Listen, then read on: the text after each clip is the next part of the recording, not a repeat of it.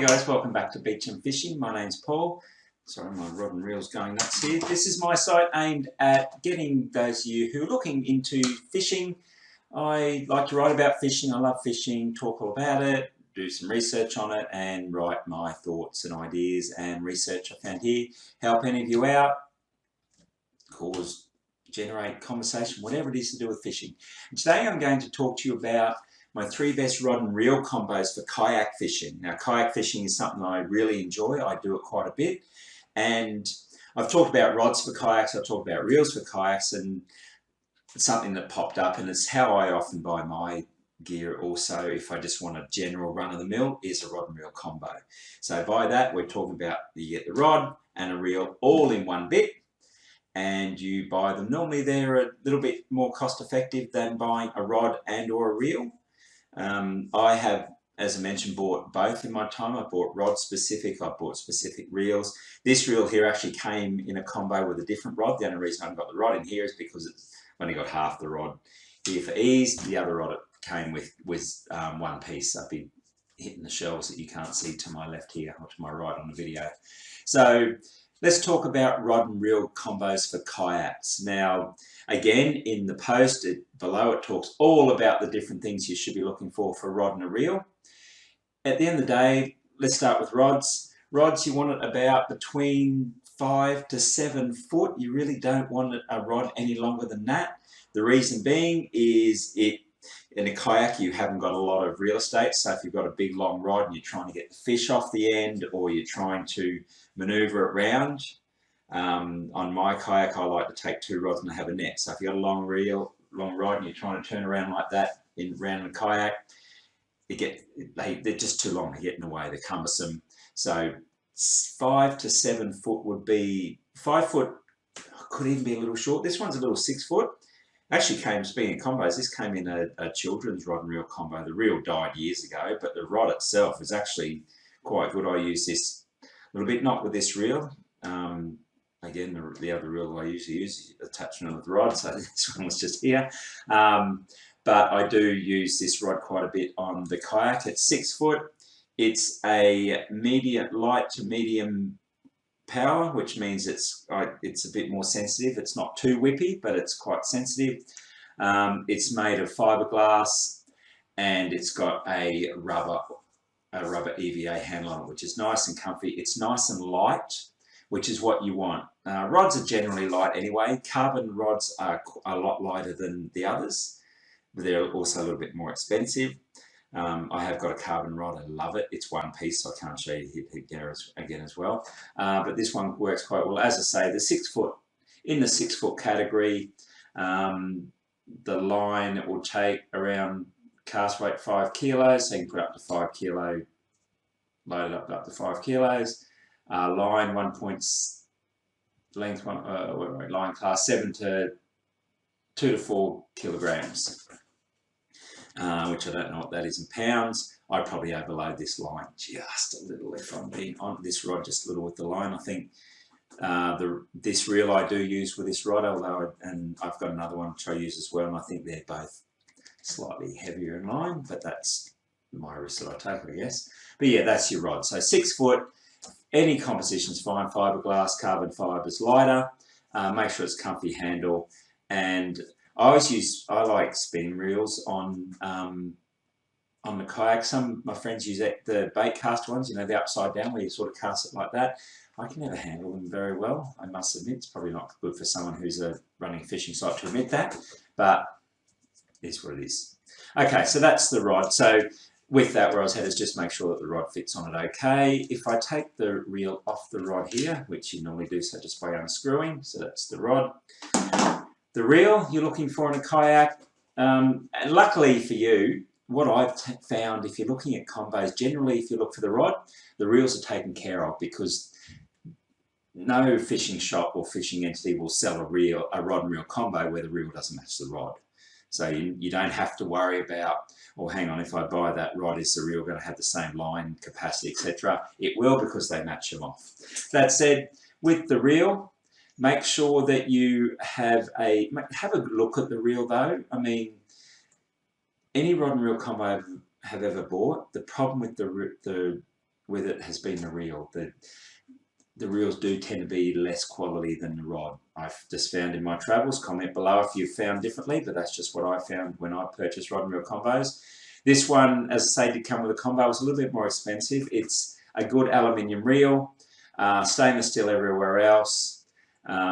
It's got, how many bearings has this one got? 5+1 bearings. The more bearings in a reel, the better.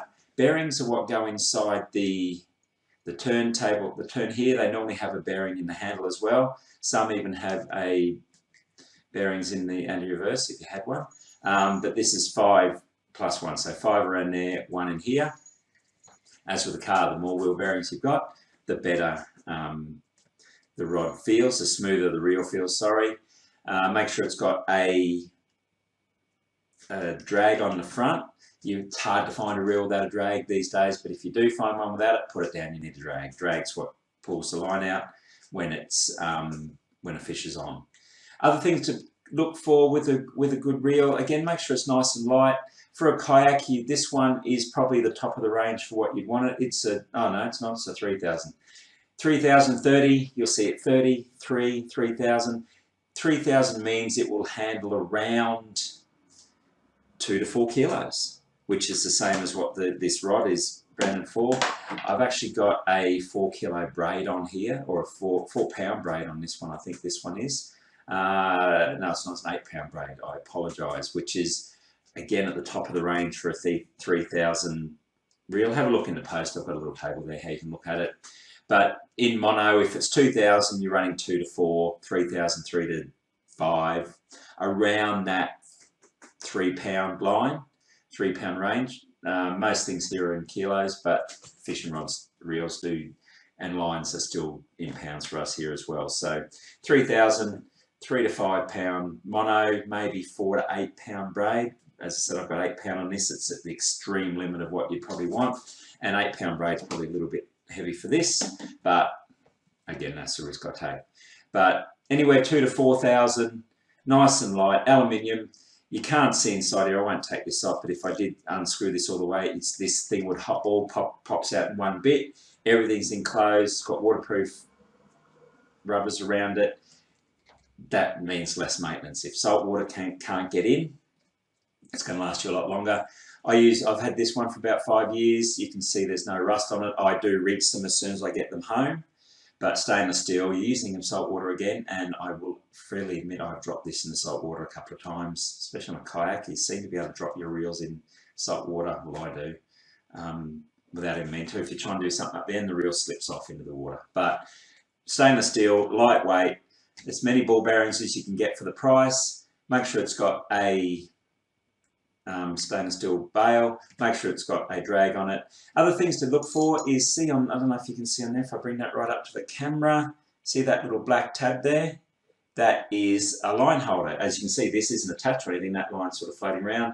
Line holders there, they don't all come with them. If they don't, just means you have to tie it around the bail or tie it around the handle, excuse me. They're good. The only thing this one doesn't have is a reverse switch. See, I can turn it that way, but I can't turn it backwards. I don't know if you can see me trying to turn it back. I can turn it that way, but not the other way. Anti-reverse switches allow that to go backwards, which some people like in the kayak because it means they can, as they drift, they can wind their line slowly backwards to keep their bait or their lure where it is. Lures you tend to want to drag that way, but some people, I've got a friend who likes to do that. He just lets his lure out a little bit further, just gives them a bit longer in the when he's casting in and bringing it back in when he's reeling it back in. So that's the only thing with this reel that you probably make you maybe want to look for something else, is not having a reverse switch in the bottom.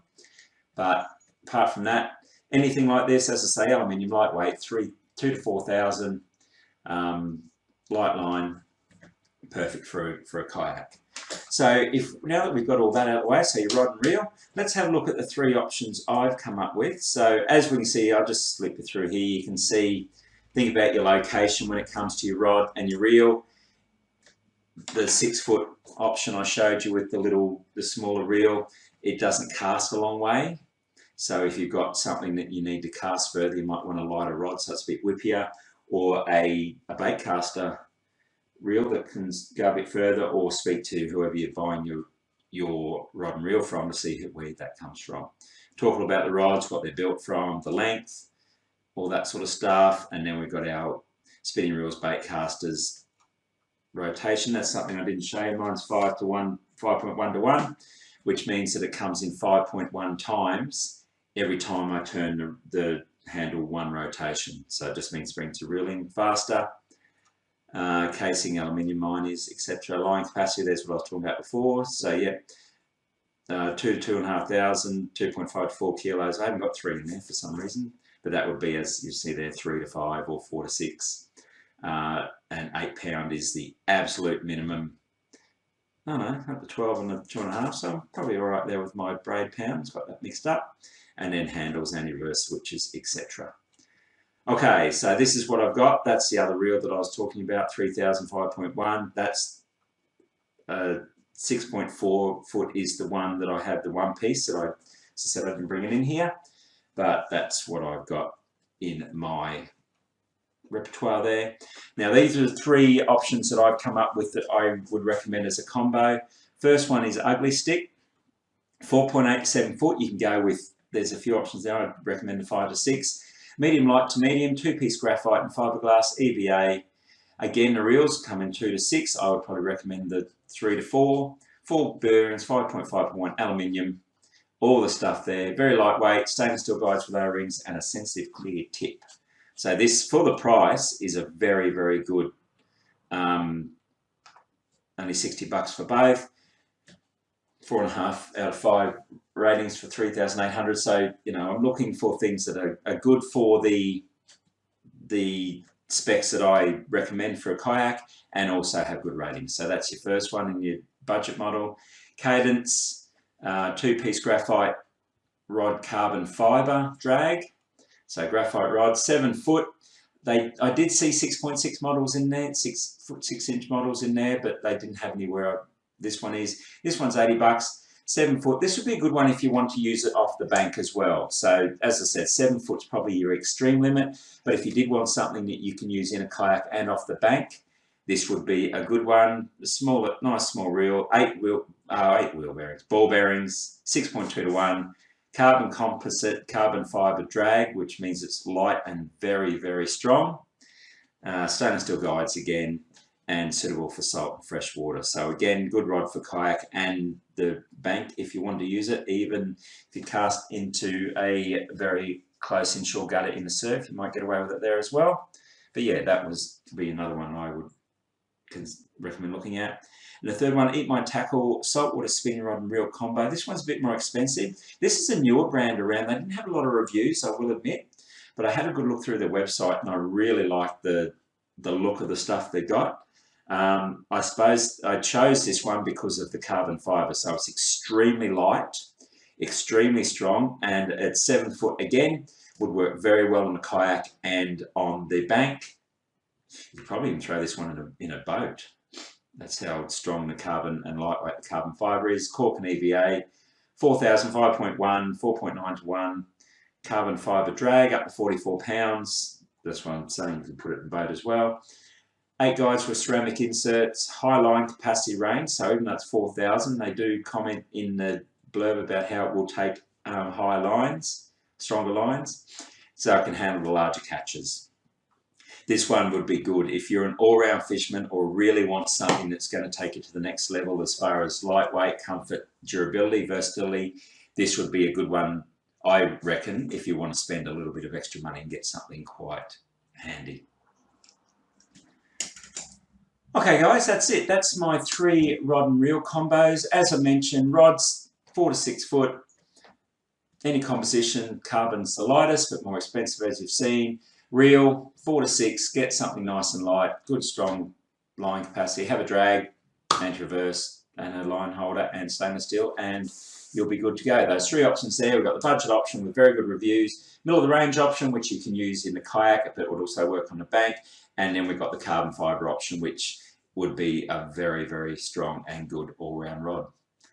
Hope that was helpful for you guys. If you're watching this within YouTube, please like and subscribe to my channel below. That way I can keep you up to date with anything to do with the world of fishing, new technologies, advice on even not advice, just my experiences in the world of fishing. Some advice in there, I guess. If you're watching within the post and you have any experience with any of these rods and reels, or have any questions about rods and reels, or feedback, comments, disagree with anything I've written, love to hear from that. Fishing's all about people having different opinions on what works and what doesn't, so I'd love to hear any of that as well.